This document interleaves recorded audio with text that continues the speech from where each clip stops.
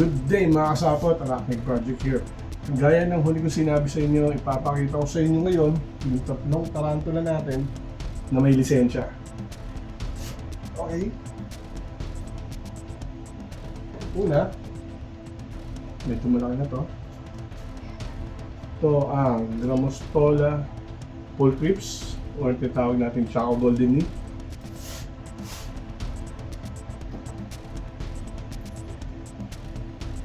Pangalawa, magugulat sila.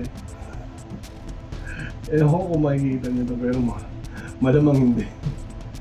Ito ang tinatawag nating OBT or the Orange Baboon Tarantula, Phereniculatus murilus. At ang pinakahuli is,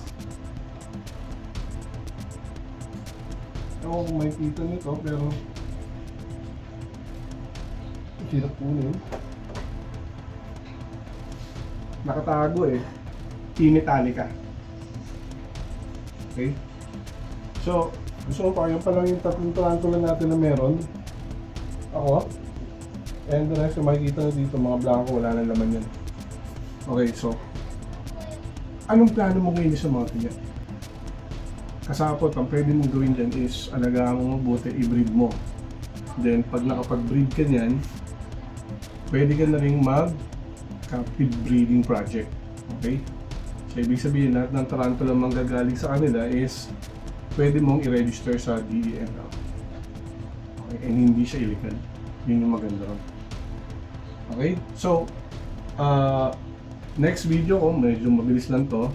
Gagawin natin sa next video is magbibigay tayo ng enclosure.